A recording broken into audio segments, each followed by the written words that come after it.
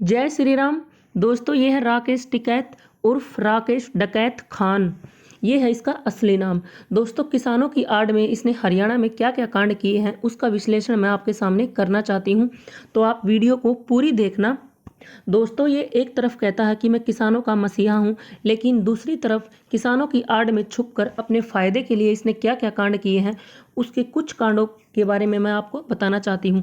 सबसे पहले, अभी कुछ दिन पहले हरियाणा के हिसार जिले में जब हम हरियाणा के मुख्यमंत्री मनोहर लाल खट्टर एक हॉस्पिटल का उद्घाटन करने जा रहे थे जो कोरोना पेशेंट के लिए बनाया गया था, तो उस टाइम किसानों ने उनकी गाड़ी का घेराव किया था। और किसके कहने पर किया था ये घेराव? ये किया था राकेश डकैत के कहने पर। तो वहाँ पर जो है काफ़ी खूनी संघर्ष हुआ था पुलिस और किसानों के बीच में, क्योंकि वो सीएम की गाड़ी को रोक रहे थे। और तो इसलिए जो पुलिस है और उनके बीच में जो है लाठी और डंडों की पिटाई हुई थी। तो पुलिस और किसानों के बीच में काफ़ी झड़प हुई थी, जिसमें हमारी जो एक दो माताएं थी, जो हमारी बुजुर्ग अम्मा थी, उनकी जो है उनके शरीर पर काफ़ी चोटें आई थी और अम्मा का जो है सिर फट गया था। तो ये जो सब कांड हुए थे हिसार में, ये राकेश डकैत के कहने पर हुए थे। तो उस टाइम जब किसान बुरी तरह पिट रहे थे, उनको मारा जा रहा था पुलिस के द्वारा, भोले वाले किसानों को, तो तब ये डकैत साहब कहाँ पर थे? यानी कि इसका मतलब ये है कि अपने फ़ायदे के लिए ये जो कांग्रेस का दल्ला है, ये अपने फ़ायदे के लिए किसानों को भड़काता है, उकसाता है और भोले भाले किसानों को पिटवाता है। और जब बारी पिटने की आती है तो ये पिछवाड़ा दिखाकर वहाँ से भाग जाता है। अब आप ही बताओ, अगर ये किसानों का सच्चा नेता होता तो सच्चे नेता तो लाला लाजपत राय थे, जिन्होंने अपनी जान दे दी थी, पीट पीट कर अंग्रेजों ने उनको मार डाला था। तो जो नेतृत्व करने वाला नेता होता है, सेना का जो नेतृत्व करता है, वो जब उसकी सेना पर खतरा मंडराता है तो क्या वो पिछवाड़ा दिखाकर कभी भागता है? लेकिन टिकैत साहब तो बड़े रंगीले निकले, ये तो पिछवाड़ा दिखाकर भाग जाते हैं।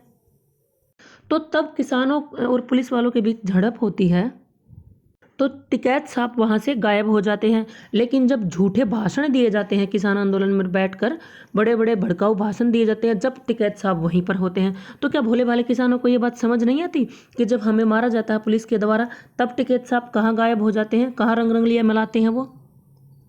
अब है इनका दूसरा कांड। दूसरा कांड इनका ये है कि वहाँ पर जो 40% जो किसान हैं वो तो आंदोलन में बैठे ही नहीं हैं हरियाणा में। मैं बेसिकली हरियाणा से हूँ, तो इसलिए मेरे को सब पता है, तो इसलिए मैं यहाँ पर बता रही हूँ। तो जो 60% किसान वहाँ पर आंदोलन में धरने पर बैठे हुए हैं, उनमें से 20% किसान वो हैं जो कि पढ़े लिखे नहीं हैं, उनको पता ही नहीं है इन कानूनों के बारे में। और 20% किसान वो बैठे हुए हैं जिनको कानूनों के बारे में पता तो है, एमएसपी वगैरह के बारे में, लेकिन उनको ये कानून पसंद नहीं आ रहे हैं, क्योंकि हर इंसान को सरकार की हर नीति पसंद नहीं आती है। लेकिन जो 20% बच गए वो किसान नहीं हैं। किसान तो वहाँ पर 40% ही हैं, वो 20% किसान नहीं हैं, बल्कि वो कांग्रेस के दल्ले हैं, जो कि कुत्ते हैं कांग्रेस के पाले हुए। साथ में जो ये राकेश डकैत है, इनको फंडिंग होती है पाकिस्तान से और आईएसआई संगठन से और कांग्रेस से फंडिंग होती है, तो पैसे मिलते हैं इनको, तब इसलिए ये धरने पर बैठे हुए हैं, क्योंकि हर महीने इनके दल्लों को पैसे दिए जाते हैं और वो दल्ले जो है किसान आंदोलन में किसान बनकर बैठते हैं और दूसरे किसानों को भी भड़काते हैं। और अब तो बिल्कुल किसान वहाँ से छट ही गए हैं, बहुत कम वहाँ पे। अब तो जो कांग्रेस के दल्ले हैं ना, सिर्फ वही वहाँ पर रह गए हैं।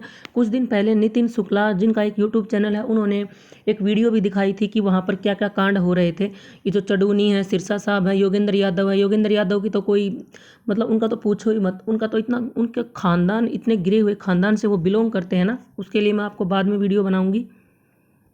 और फिर भी अगर इस राकेश डकैत को अगर आंदोलन करना ही है, जो ये झूठ का मुकोटा पहनकर किसानों के झूठे नेता बने हुए हैं, तो यूपी में जाकर करो ना अपना आंदोलन। हरियाणा में क्यों आंदोलन करते हो भाई तुम?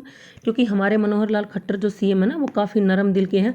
यूपी में तो इनको योगी का डंडा पड़ेगा, वहाँ इनकी हिम्मत नहीं है, क्योंकि वहाँ पर जो है ना योगी जी अच्छे से इनका पिछवाड़ा सुझा देंगे, जो कि अभी कुछ दिन पहले फरहान अंसारी का पिछवाड़ा सुझाया था ना, तो इसलिए इनको वहाँ पर डर लगता है। वहाँ पर ये नहीं करेंगे आंदोलन।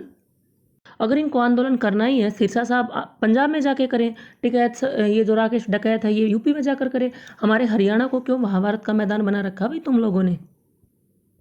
अब इसके गुणों के बारे में तो मैं क्या बताऊं, एक नंबर का निकम्मा, निठल्ला, दलाल और चोर इंसान है ये। अपने फ़ायदे के लिए कुछ भी कर सकता है। बीजेपी की वोट तोड़ने के लिए, जाट जो कि बीजेपी का वोट बैंक था, जाट जो थे बीजेपी का वोट बैंक थे हरियाणा में, उनको तोड़ने की साजिश है ये कांग्रेस की और इनकी सब की मिलकर। लेकिन वो कहते हैं ना, कर्मों की सजा एक दिन मिलती ज़रूर है। एक दिन ऐसा आएगा कि किसान ही खुद किसान इसके पिछवाड़े पे लात मारेंगे और तब इसको धुतकारा जाएगा हरियाणा से। वो दिन जल्दी ही आएगा, क्योंकि इसको कुत्ता भी नहीं पहचानता है। आज के दिन राकेश डकैत को कुत्ते ने भी पहचानने से मना कर दिया है, क्योंकि अभी इसको अपने ही घर में यूपी में जहाँ से बिलोंग करता है वहाँ पर ही जो है इसको बिल्कुल भी वोट नहीं मिले हैं इनको। तो इसके अपने घर के लोग ही इसको नहीं पहचानते हैं, तो हरियाणा वाले इसको क्या पहचानेंगे। तो वीडियो को लाइक करना, शेयर किया करो दबा के, और जो है सब्सक्राइब कर लिया करो अगर चैनल पे नए हो। आपका सपोर्ट ही हमारे लिए सबसे ज़रूरी है। जय श्री राम।